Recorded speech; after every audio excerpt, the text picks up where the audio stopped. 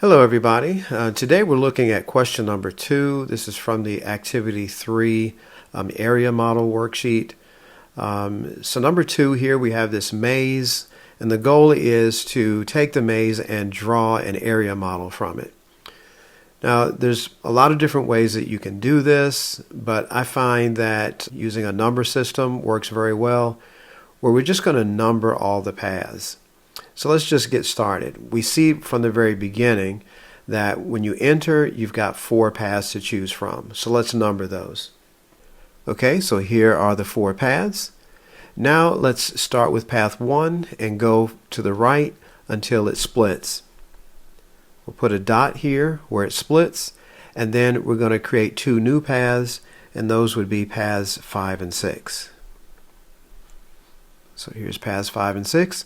Now let's take path 5, continue until it splits here, and that would split into paths 7 and 8. Now 7 takes you all the way to the end at no pumpkins, and 8 takes you to pumpkins. Okay, now let's go back and go from path 6. In path 6 splits here, and that creates 2 new paths, path 9 and 10. Okay, now path 9 of course leads into paths 7 and 8. Alright, path 10 takes you all the way to the end to pumpkins, so that doesn't split anymore. Alright, now let's go back and let's see, path 2 is going to take you up to here, and then that continues as we've already mentioned. Okay, path 3. Path 3 will split right here. So we'll put a dot there, and then that will split into paths 11 and 12. So we have that. All right, path 11 takes you to this junction that splits into paths 9 and 10. So that's already taken care of. Path 12, however, goes here and splits. So this is another junction, and then that will split into paths 13 and 14. So that's 13 here and 14 there. Alright, if we continue on path 13 will split here, and we'll call that path 15 and another path 16 here. Alright, path 14 takes you all the way to the end, so that doesn't split anymore. Path 15 also takes you all the way to the end, and so does path 16, all the way to the end. Okay, so now that brings us back to path 4 from the beginning. Following that to the right, there's a junction here that splits, and that would split into 2 paths. And I think we're up to 17, past 17 and 18 now. Path 17 continues all the way to the right. That continues all the way to the end. All right. Now path 18 comes to this junction and splits. So path 18 splits here into 19 and 20. Path 19 takes you all the way to the end at pumpkins, and path 20 takes you to the end at no pumpkins. Okay, so that concludes all of the path numbering. Now on to the next step. Alright, so in the next step we're going to create the area model. And please use a pencil with an eraser, because you're going to be erasing a lot and rewriting and erasing and rewriting. So please use a pencil with an eraser on this step. Alright, so here we go. The next thing is to divide this space into 4 equal rows, and that represents the first 4 paths. So doing that would give you something that looks like this. You have 4 rows, and they're all equal in height. And I found that every 3rd dot would represent a new row. Okay, now we're going to divide each row based on the paths that we have up here. It might seem like tedious work at first, but I found that this to be the most effective way of doing it. So take the first row. The first row splits here at this junction into paths 5 and 6. So I'm going to try to find the halfway mark here, and I think that's it right there. All right, and we're going to write a 5 and then a 6 on the other side. Okay, and that's because 1 split into 5 and 6. Now we're going to take the 5 and split it into 7, 8. So we're going to erase the 5, cut that space in half, and write 7, 8. So erase the 5, find the halfway mark, and write 7 and 8 on either side. Okay, now what are we going to do with the 6? The 6 split here, and what did that split into? Path 6 splits into 9 and 10, so we're going to erase this 6, cut it in half, and write 9, 10.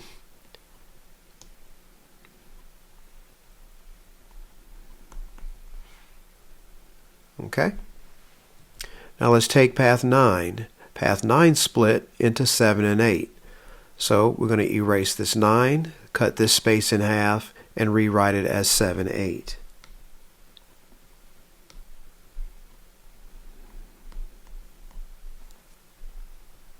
Okay, and then I think we are done with this first row because path 7 and 8 take you to the end. Also path 10 takes you to the end. And so that's all we have here is 7, 8s, and 10s. So that row is done. Row 2, if you notice, row 2 is going to be the same as row 1 because row 2 just leads into 5, 6 again, and everything after that happens in the same way that row 1 did. So let's just copy what we have in row 1 to row 2.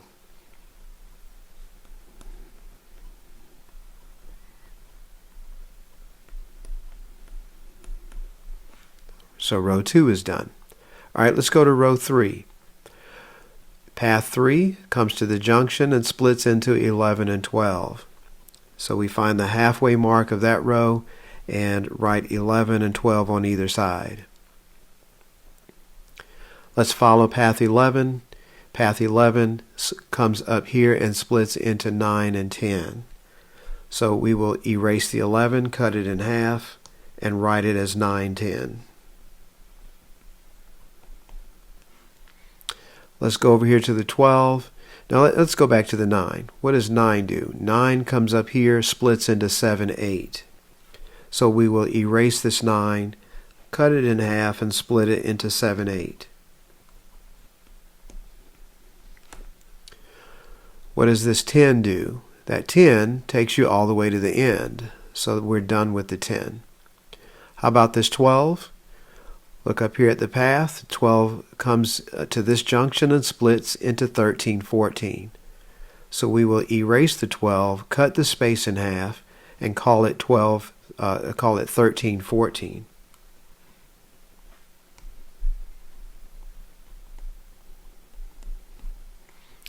Now what does path 13 do? Path 13 splits here into 15, 16. So we will erase this 13, cut it in half, and call it 15, 16.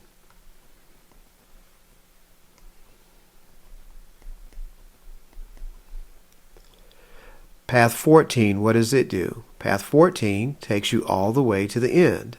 So that stays as it is. And row 3 is done because 7 and 8 take you to the end. Path 10 takes you to the end. Both 15 and 16 take you to the end. And of course 14 also takes you to the end. All right, let's go to row 4. So path 4 comes here, it splits into 17, 18. So let's find the halfway mark for that row and call it 17, 18. 17 takes you all the way to the end, so that is done. But how about 18? 18 splits here into 19 and 20, so we will erase the 18, cut it in half, and call it 19, 20.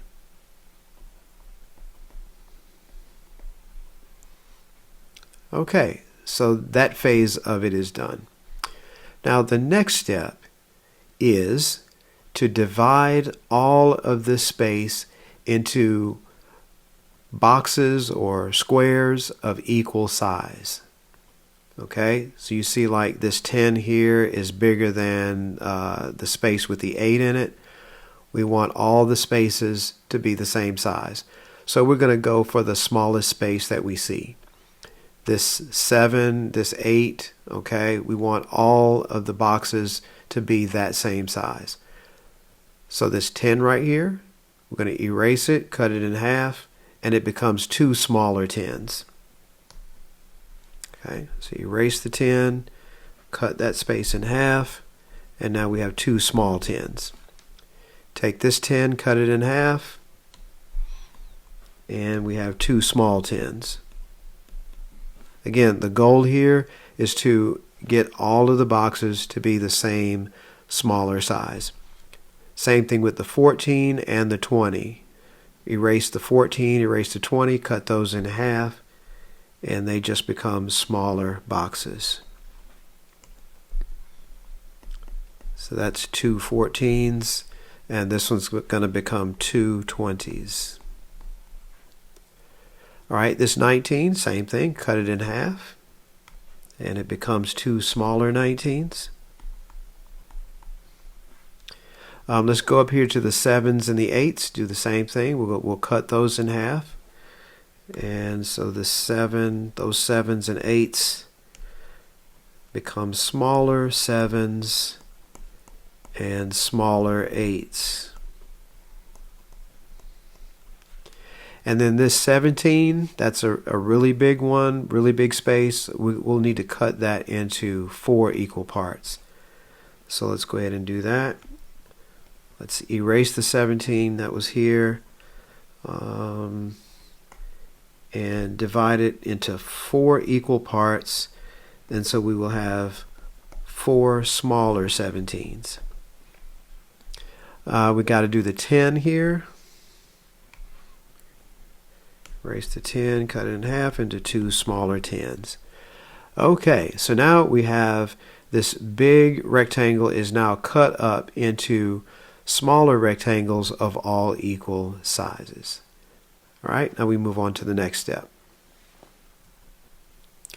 Okay, so the next step would be to write the letter P in all of the boxes that lead to pumpkins, and then write the letter N in all of the boxes that lead to no pumpkins. So up here we can see that 7 leads to no pumpkins. So we're going to write in all the boxes with a 7 in it, we'll write an N. I'll just use a different color here. Those N's represent no pumpkins. So all the 7s get no pumpkins. They all get N's. Okay, so all those are all the 7s. All right, what about the 8s? The 8s lead into pumpkins. So all 8s get a P for pumpkins.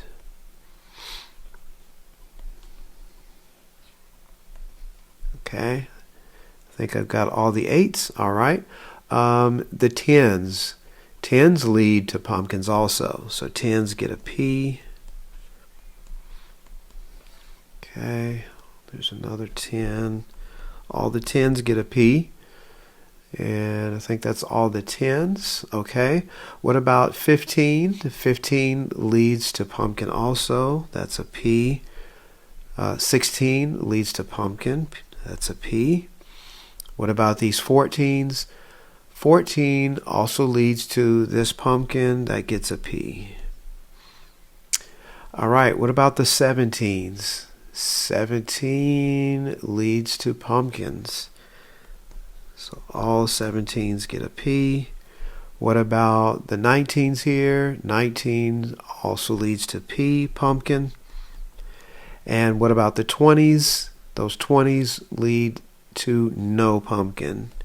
So those are N's. All right.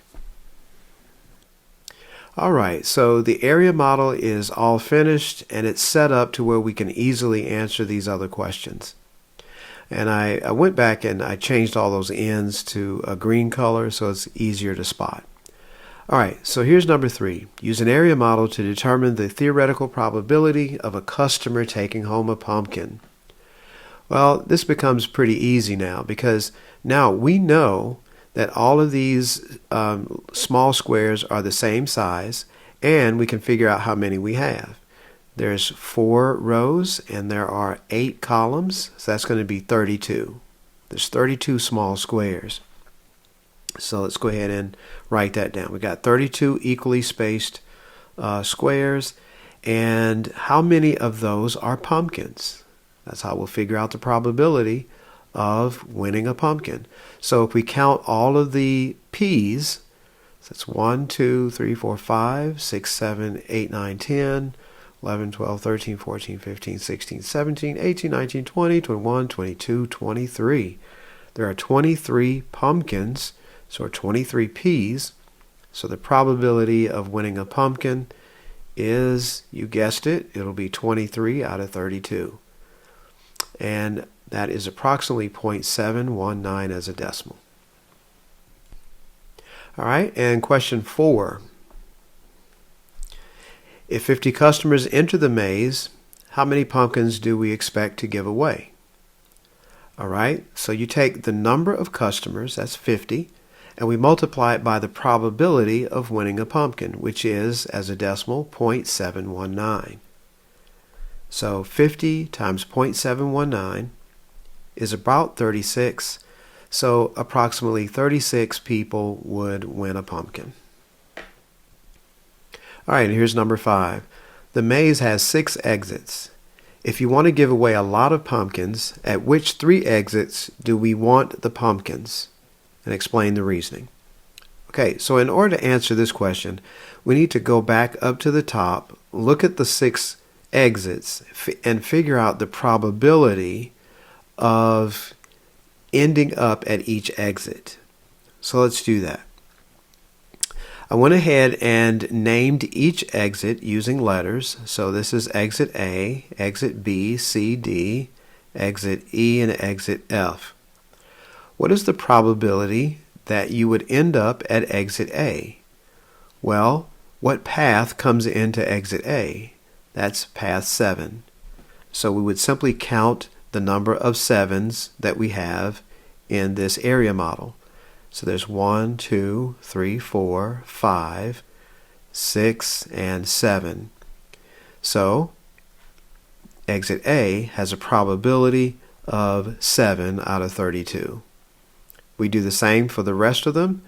Exit B, well, what path leads to exit B? That's path 8. So how many 8s do we have here? 1, 2, 3, 4, 5, 6, and 7. So that probability is also 7 out of 32. Exit C has, looks like path 10 leads to exit C, and also 15. So we need to count the number of 10s and the number of 15s. There's 1, 2, 3, 4 10s. There's 5, 6 10s. All right, and we're also counting the 15s. So there's 1 15. So 6 10s and 1 15 makes 7. So that probability is 7 out of 32. All right, how about D? Only one path leads to D, and that is a 16. And there's only 1 16 there. So D has a probability of 1 out of 32. All right, path E. Got to be careful. We got to go all the way back here. Path E, exit E. Path 14 leads to E. Path 17 leads to E. And path 19 leads to E. So we need to add up all the 14s, 17s, and 19s. So that's 2 14s. All right, we need 17s. 1, 2, 3, 4. There's 4 of those. So that's 2 and 4. That makes 6. And then we add the 19s. That's 8 altogether. So exit E has a probability of 8 out of 32.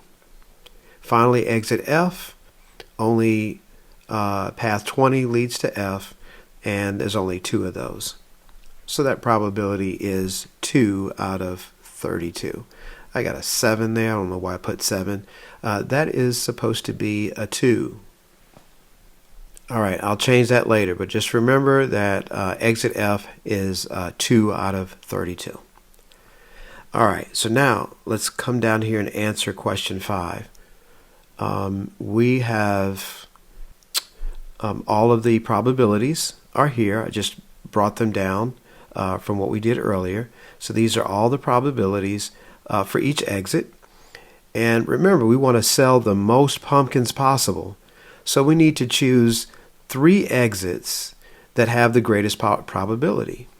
And as you can see, exit E has the greatest probability at 8. So we want that one. And then exits A, B, and C all have a probability of 7. So we can just choose any 2 of those. All right, so the exits that we want for the pumpkins, if we want to sell the most possible pumpkins, is exits B, C, and E. All right, likewise, number 6. If you do not want to give away too many pumpkins, at which 3 exits do we put the pumpkins? So in this question, since we don't want to give away many pumpkins, we simply choose the exits with the lowest probability. So we have the probabilities again, and we're choosing the ones with the lowest probability. D has the lowest at 1, F has the next lowest at 2, and then we can choose any of these up here with 7. So my choices are to place the pumpkins at exits C, D, and F. All right, and that concludes this lesson on the area model.